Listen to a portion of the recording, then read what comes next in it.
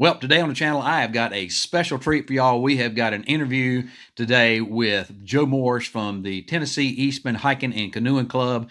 His section on the trail was most impacted by Helene and all the trees that are down up there and all the damage to the trail. So it's going to be very enlightening to hear what he's got to say out there. We're going to talk about communications, how things are going, and the conditions out there on the trail, how things were when they first got started and how things are going now.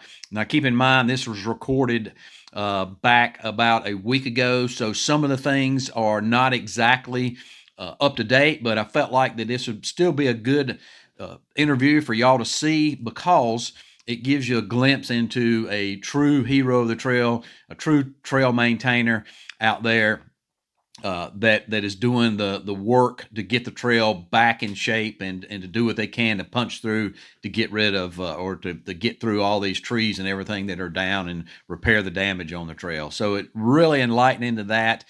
Joe Morris is an awesome guy. He's the trail boss. So he's the one out there that is making everything happen as far as getting crews together and directing where they're going. So let's go ahead and jump right into my interview with Joe.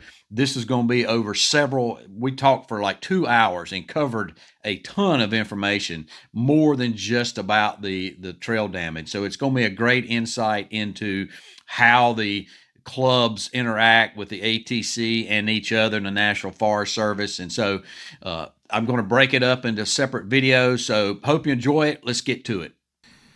So today on the channel, I am here with Joe Morris, and Joe Morris is one of those heroes of the trail that I have been talking about. He won't accept that moniker, but I'm giving it to him anyway.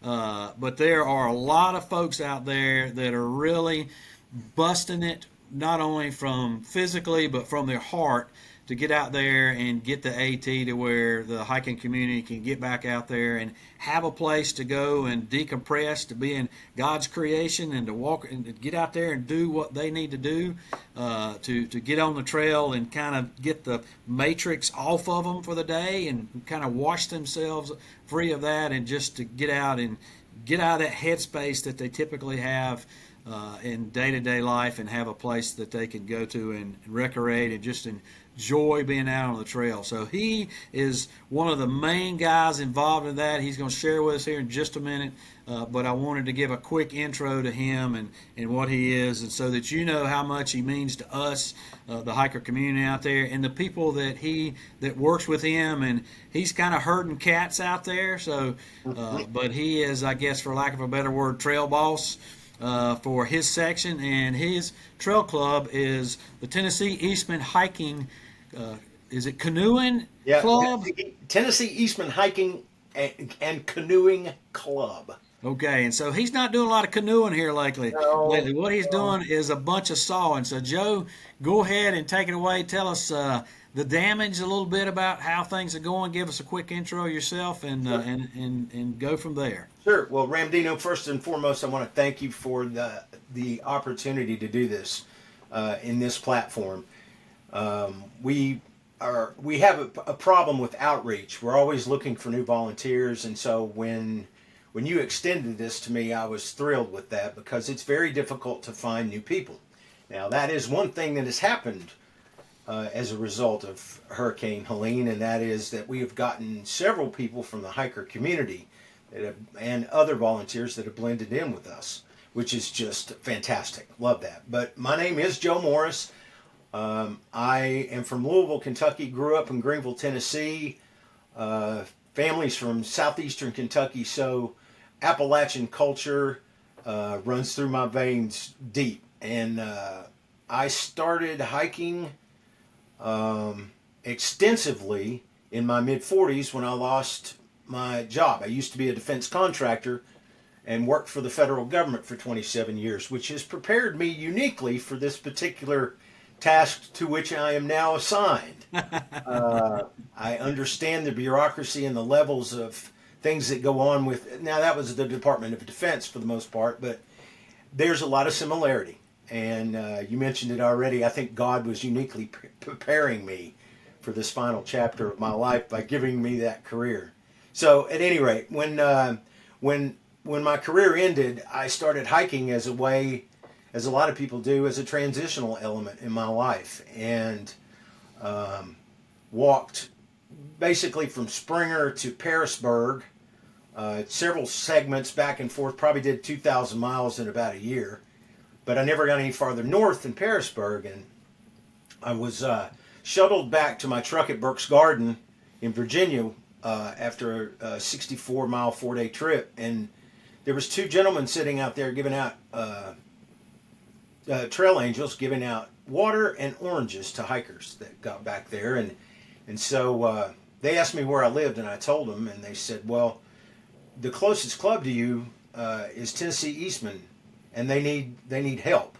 And I was like, okay, I don't even know what that means. But when I got home, I sent a note to the then project coordinator, who is still very active in our club, our emeritus chair, as it were, Carl Fritz, and started working that week. And it almost killed me. I thought I wouldn't get out of bed, to be honest. And he thought you were how old at that point? I was 46 years old. So you probably brought the I take that back. I was just shy of 50. I've been doing this a little over 12 years now. So even at 50, you were probably one of the younger groups, one of the persons in the group. I'm still, of the core group, I think I'm second youngest. Yeah, it's a bunch of old people. And that's part of the issue. It is. And volunteer, the whole thing, I mean, we could get into all kinds of, we could go in the weeds on this. I mean, yeah. We grew up in a time where, everybody volunteered. Everybody was part of a civic club, or they did something like that. That's just not the case anymore. And, we've got kids and grandkids, and those kids, their children are in ball games all weekend. I mean, they just don't have enough time to do that kind of thing. So I do get it. But yeah, I started at roughly, let's say, just age 50 in the summer of 2012, and it just grew and grew, and I found that for me, it was a deep connection to some of the elements of my Appalachian heritage and the tools and the types of things that we did that just embellished me and got me even closer to the things that my grandfather did by building his own homes and log cabins and garden spaces, because he had to terrace his land. He lived in southeastern Kentucky, and he had no choice but to use rocks and so forth to basically build cribs so he could grow food for my mom and my aunt and my uncle. So yeah, it goes way deep for me, way deep. But my official title is I'm Southern Projects Manager for Tennessee Eastman Hiking and Canoeing Club, which means that I do herd cats. That's my job. My job is to send out notices of regular work trips and try to figure out by scouting and other information where we're going, what we're doing, who's involved, where to push that crew, where to push this crew, and have the appropriate tools for the job. So that is my working relationship with the trail now. And how many crews do y'all usually keep at one time?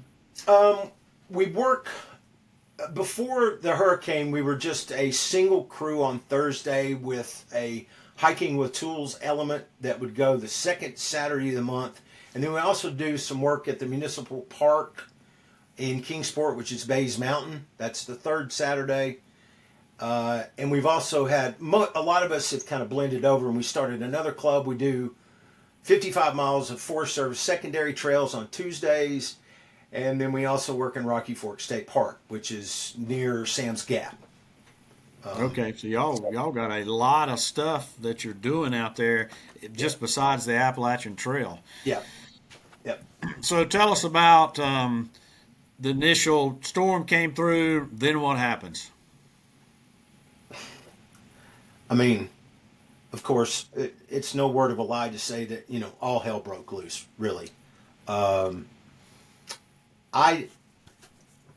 mean, we started just like they did in Western North Carolina, mudding houses and helping individuals and trying to, support our community. We lost logistically here. I live in Greenville, Tennessee.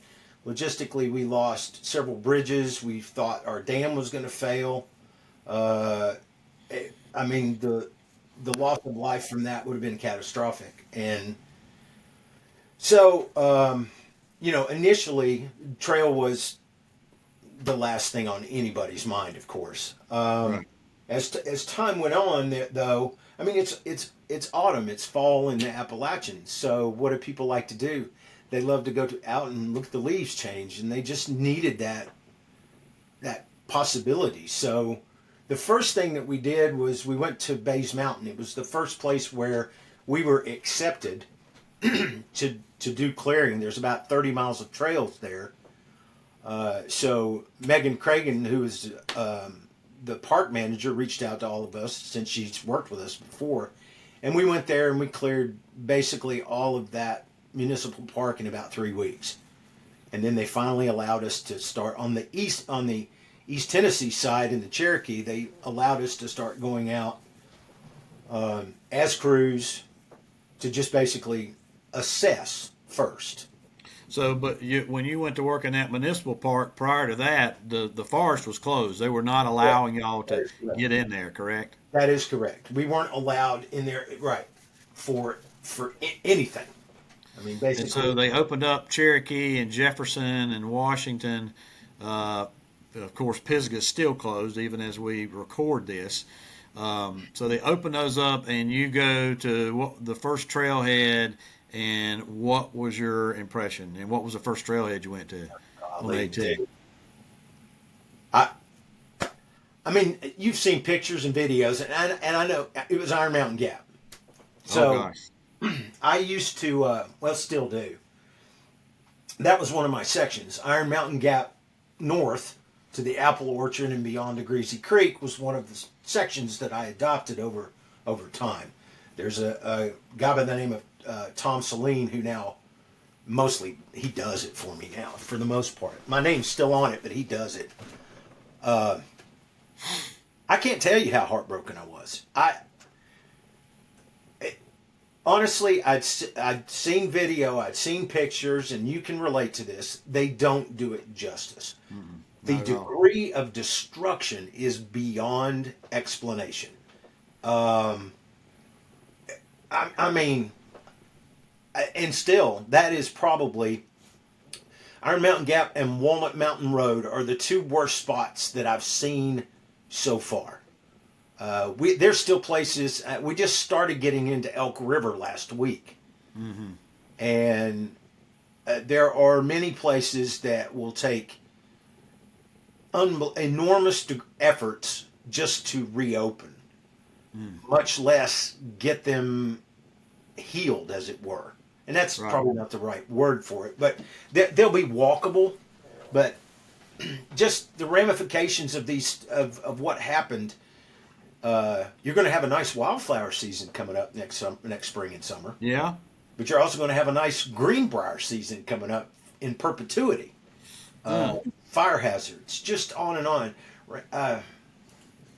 Ramdino, I mean, we'll be dealing with this for a long time because there's holes near Iron Mountain Gap that are 10 or 12 feet deep. And we got to figure out how to get them filled by hand, which means and that's coming from root balls overturning? Yeah, because as time has gone on, I know I'm jumping around a little bit, but there's a lot. We first started thinking about, okay, how do we go around all this? How do we get the 25 season? How do we get them taken care of? Do we do roadwalks? Do we flag around? Do we broach the subject of relocations? And the answer to all those things is more no than it is yes, if that makes sense. Yes, so, it does. Getting the Treadway reestablished where it is paramount, and the reason is because anytime we've got there's two words that are very critical in this discipline right now, and it's soil disturbance. I mean, anytime we're talking about moving anything, it takes an act of Congress to get that done. And that's only going to get worse because now the AT is going to be part of the National Historic Register. So it's the level of bureaucracy and that type of encumbrance is just going to grow worse over time. So we need to reestablish the Treadway where it was. Well, that's not going to be an easy thing to do when you're cutting for 8 hours and your feet never touch the ground. Wow. Yeah. You know. So I say all that to say this: I hiked for years. I loved it. It gave me more. The AT gave me more than I could ever give back to it. But this season is going to be tough for some people because you need. I think you said it in a couple videos ago on your show. Mm-hmm. You may need to look at a different way to do this year. And plus, if we're out there working, we don't need you in there disturbing what we're trying to get done because we can't do it if you're there. So the suggestions have been varied, and you know, maybe get off at Irwin and flip up to Damascus and then come back and finish your hike in this region. And guess what? I can't do, holy moly, I can't do this much longer. I mean, I'm 62. I just turned 62 years old. I just had my hip replaced last year. I face another hip and a knee. Wow. I got maybe 10 or 15 more years in me, and somebody else is going to have to pick up my tools and carry on. And that's important. It's important to understand that's the goal here. That's where we're headed.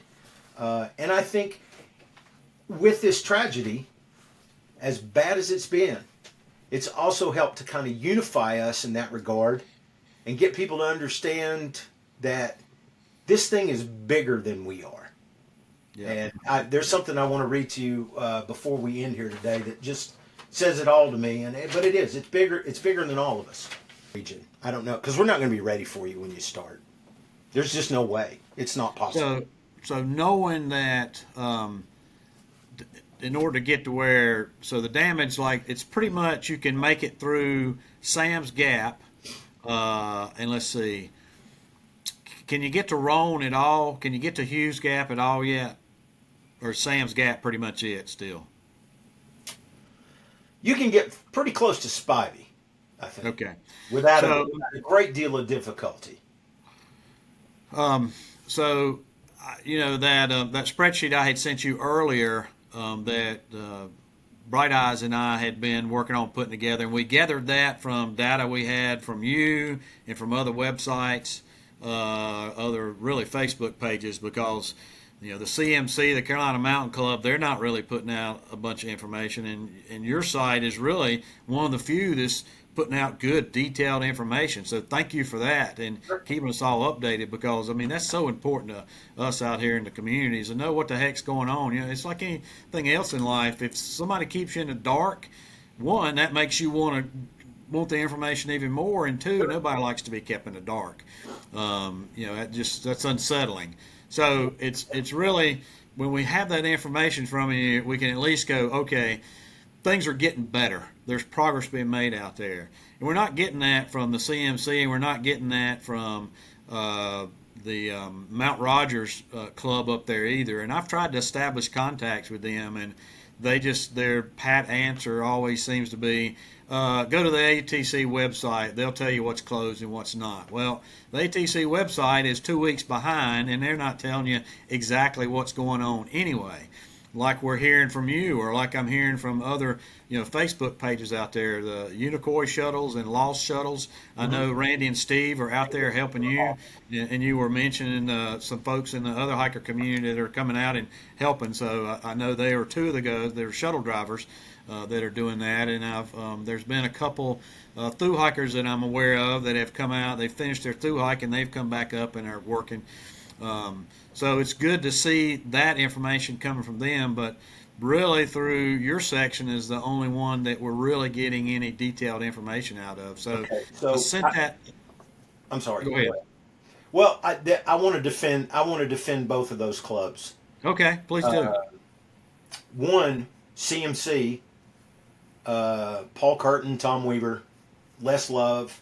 I've worked with those guys for a long time. They should actually be my home club. I'm not far. I don't live far. I live 20 minutes from Allen Gap. Um, they don't have access, and that's why you're not getting any information from them. They Because it's can't. in the Pisgah. Yeah, they can't work. So Okay. it's not that they're not giving you information. They've got 5 crews that work 4 days a week. John Whitehouse, who's out of Burnsville, actually came over and he sent part of his crew to help us one day north of accessible land that was outside the purview of the Pisgah. They can't, so there's nothing. The problem is there's nothing to report because I think they can only work on about 15 of their 90 miles or 84, whatever it is. Okay. Maybe 90. They're doing a lot of secondary trail stuff where they can. The grandfathers opened up again and all that kind of stuff. So, Okay. And I know the CMC, they do have a lot of other trails. They got the Art Lobe and the MST that they manage. they got 400 miles, I think, altogether. Yeah. But they're a massive club. I think they got 1,400 members, and like I said, they've got 5 crews, if my memory serves, five crew chiefs that probably run crews of, let's say, 10 to 15 on average, 4 days a week. But they're just not. They're not able to get out there. I got emails this morning indirectly from Pisgah that said, "Okay, you've got a conditional release to cut, but you can only cut single trees. You can't cut. Meaning, if they're all in a big wad, you can't cut those. You can't cut those. You're not Okay. supposed to cut those. Anything that is in a complex bind or tangled, you're not supposed to cut." Well, Ramdino, I'm here to tell you right now. It's all like that. It's all like that. It's nothing but one massive Tangle. pile of Yeah. trees. That's all it is. So Yeah. you might as well not go. I don't. Yeah, without editorializing too much, but that's Sure. you're not going to find any single trees. Yeah. Very. And then what about the Mount Rogers? Why Okay, so why are they not? Mount Rogers is a different situation because their problem is not unique, but it's a little more unique than what we've got in Georgia. It's probably like it is in Nantahala. There's no population center there, so they don't have anybody. Who is it? Is it Ann Mayo and Doug Levin? I've known them for several years. I mean, they just don't have any crews. So on the call this morning, I talked to Jerry Kyle. They actually have sent that was one of the first places that the pro crews went out of the resiliency fund monies, just simply because they don't have anybody to do the work. Mm-hmm. They don't have anybody with the requisite skill to do that Right. work. Right. So that's what's going on with those 2 clubs. Okay. Okay. Well, I appreciate you sharing that with me. That helps out a lot. I wish that they would just tell me that instead of just going, go to the ATC. You know, they Sure. Yeah, I get that. that would be helpful. But in any case, we want to have a positive not a positive attitude, but positive spin or positive, just positivity for every club out there for all the work that they do. So we couldn't have a trail without y'all, and so you know we want to make sure that everybody's getting a positive look at it. But it takes a little bit of cooperation in order to do that. You know, particularly when I'm just giving out all I can do is give out information and Sure. and anyway, don't need to stick on that too much. So hopefully they'll be able to start reporting stuff in. So tell us. So you got out there, you saw the trail, total shock and everything. How's it going as far as cutting out there? How much progress have you made? How many miles do you think you actually had that you couldn't use, that was unhikeable in your section? So from Spivey to the Tennessee-Virginia line is about 134 miles. There's roughly 11 of that is in the Big Laurel Wilderness on Iron Mountain when you leave Watauga to go to Damascus, and that we actually at Cross Mountain that is taken care of by Southern Appalachian Wilderness Stewards. So Eastman is really responsible for about 122, 23 miles. Of that, about 60 miles was impacted heavily. Some of and quite frankly, all of the club members and the Sawyers in the club still haven't put eyeballs on all of it. We just got to Elk River this week on Tuesday. Okay. Because there's been so much. So to try to did you come into Elk River from 293? No, we came into it from actually the access road that would go to the waterfall. It's called Sugar Hollow. Yep. You go through a Forest Service gate there at the parking area for the waterfall, and you drive back in there maybe about 3/4 of a mile to a mile. And that's called Sugar Hollow at Splash Dam Falls. It's downstream from the waterfall, probably about a mile and a half, maybe. And so how's it going? I mean, it's pretty simple. We've got 2,300 volunteer hours already applied to Hurricane Helene cleanup, and we've cleared about 34 miles. Okay. So the bottom line is this: the crew, most of our crews that go out, depending upon severity, are getting about plus or minus a half a mile a day. So I had 3 crews on Tuesday that went out, 3 Sawyers per team, 20 total volunteers, and we cut 1.1 miles. Wow. So it's just like a carpet of trees down. Yeah. You just cut until you can't cut anymore. Fatigue has become a real issue. You just cut until you can't cut anymore. But I do, before I go any farther, want to just, there's so many opportunities within this, and I don't want that to get lost in all of this either. You know, we look at each other. I've been interviewed several times about this, and we look at our communities as many times separate communities, and they're not. We're all hikers. We've all been hikers. Our Sawyer coordinator, Tony Messina, finished his through hike this year. So we're all in that same thing. And the point is that for the first time in 12 years, people like Michael, trail name Bebop, has come out and just been magnificent helping us, like scouting, and we're using his legs. He's a young man, so we can send him places. Yeah. Luscious just came out. I know you know Luscious. Oh, yeah. He drove all the way from the Outer Banks to help us one day. Yeah. Sarah of the Blazing Bakers, and the list goes on and on. Roadrunner and Jiffy Pop were just with us the other day, and it's remarkable. I feel like finally, it's almost energized me that like finally people get, number one, they understand that this is mostly done by volunteers. Right. That's the reality. And the second thing is that they go, there's an opportunity for me to do something, even if I can't lift big rocks, or I don't know how to use a grip hoist, or I don't know how to do all this and that and the other. I can help people. I can take a picture of something with something in that photo next to a tree that gives me some form of spatial understanding of what a crew needs to go in there and cut it out or fix it or whatever it might be. And that's always been my goal with like my activities on social media and with my podcast and everything else, is to try to get people to understand that there is a job for everybody, that somebody did it for us and now we're doing it for somebody else. Hey, Joe, I can't tell you how much I appreciate that, all the information you've been giving us out here, and just the fact that that you were willing to give me 2 hours of your time to talk about it. You're an awesome dude. Look forward to continuing that relationship and building on that relationship and coming up and helping you guys out later.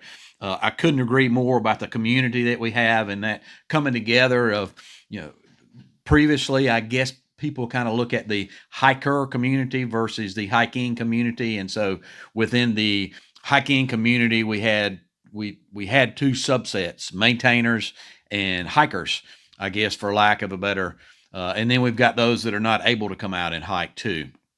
So I think this tragedy and this damage hopefully will bring everybody together and we will truly see ourselves as one community. Not only the hikers that can't get out, the hiking community can't get out there, but the hikers and the trail maintainers coming together, and we'll see ourselves more as one community now than ever before. So thanks a lot for that. And then also the ways that people can go out there and help and volunteer. I think that is spot on, and I'm looking forward to getting out there on trail and doing my part to help y'all as well, actually physically out there being a swamper or whatever it is that I need to do. So thanks a lot for that, folks. I will have the rest of these linked over right here. In the meantime, you can go to this link and see what Joe was talking about as far as all the damage and the videos I put up about the damage from Helene, until I get the links up about continuing this dialogue that Joe and I had. Folks, that's all I got right now. As always, appreciate you, and we'll see you out there.